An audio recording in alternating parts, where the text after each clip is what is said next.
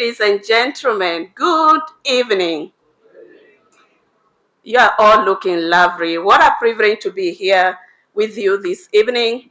And first of all, allow me to congratulate the organizers of this event. Are we having a good time? Absolutely. And I really loved the theme of this event, which is excellence in leadership, power in vision. And I do acknowledge quite a number of us are in business. They are in sales in order to help grow that big vision that company has. Not just the vision, but a vision that can transform lives and livelihood. Because we know businesses are there to create impact. Having said that, when I was looking at the bit of excellence, what context did I think about? And I looked about excellence being a habit of intentional quality, continuous growth, and disciplined execution. And why is this so?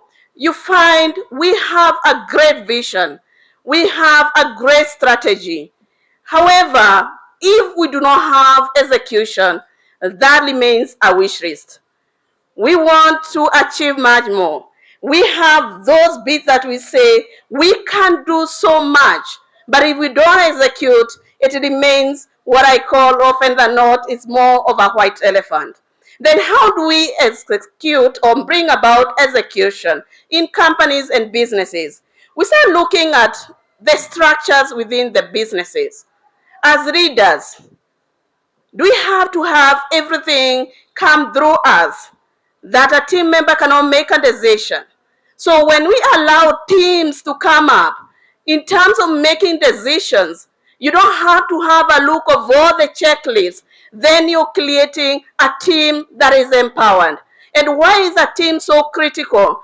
As a leader, you can only have that great vision, but without execution through the team, then becomes a challenge. The other bit is that ensuring our processes and what we promise our customers, actually we do it. And I want just to give a scenario. And I know some of us perhaps have gone to a shop in the town center and you're looking for something and the shop owner or the salesperson tells you, gonja kidogo na kuangalilia kwa shop ingine. And what we are telling the customer at that point is that for sure, we are not well stocked.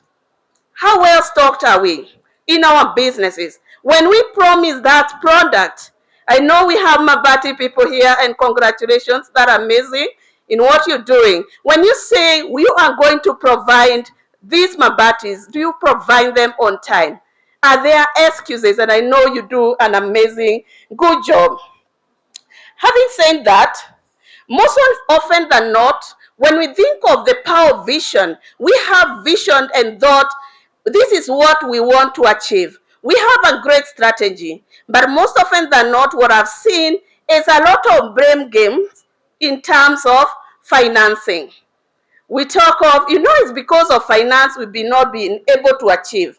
But at times, when we look closely to the business, sometimes it could be true that finance is needed, but most often than not, it's not just finance. What have we seen over time? In the 24 years I've been in the financial sector, is that sometimes there could be operational inefficiencies. How are we able to look at this? Have you taken time to look at your debtors list recently? How many people owe you? When was the last time that you actually did that? And the reason why I asked that, I remember 2 years ago, we're dealing with a client who needed a very fast financing, and thank you, our team, Dream Credit Limited, an amazing job that you support the organization, that this client needed money very fast.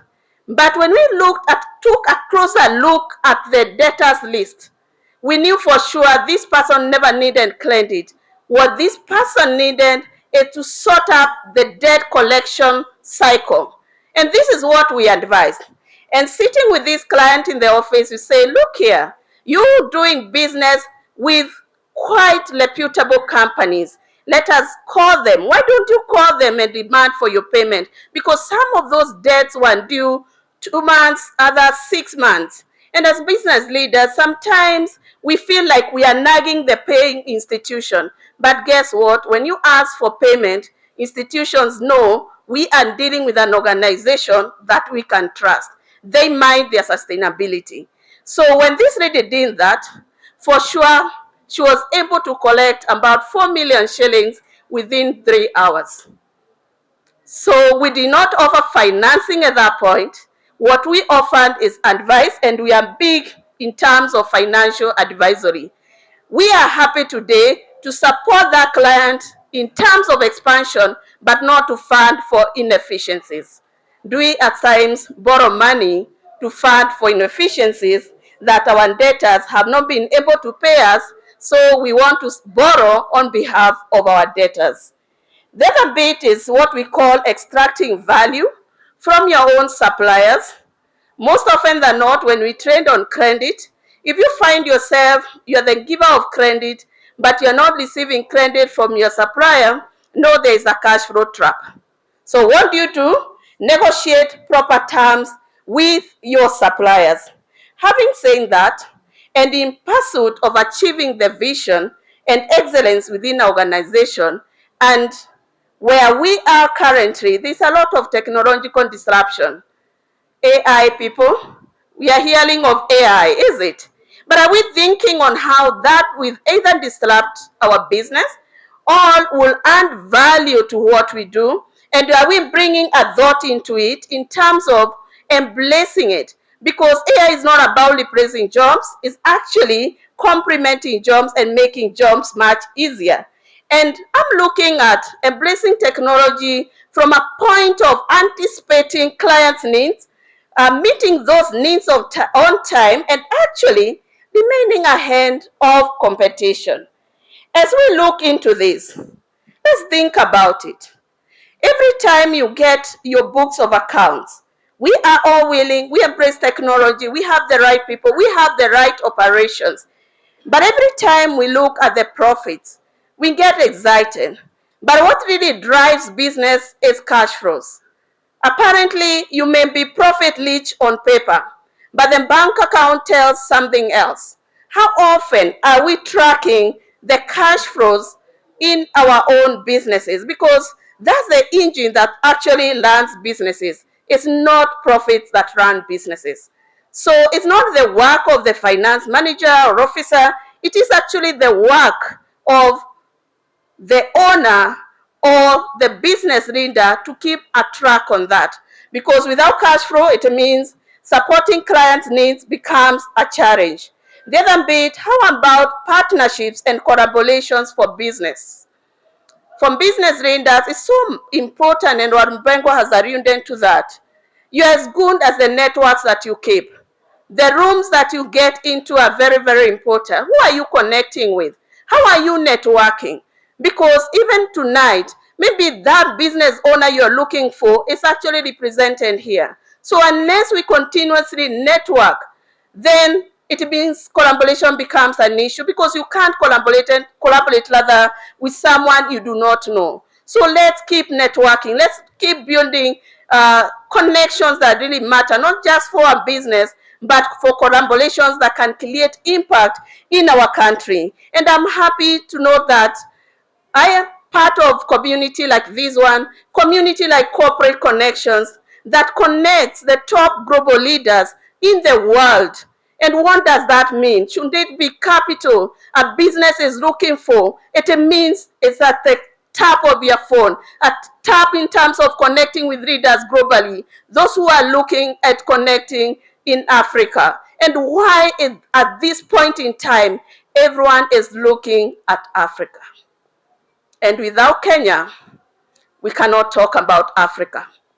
We may say what is not working, but when people are very noisy, just know great things are happening. My final thoughts.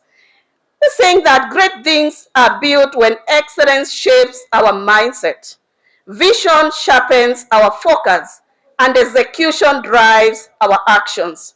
and success belongs to those with the discipline to bring possibility to life. And in the spirit of giving back, I do have a gift.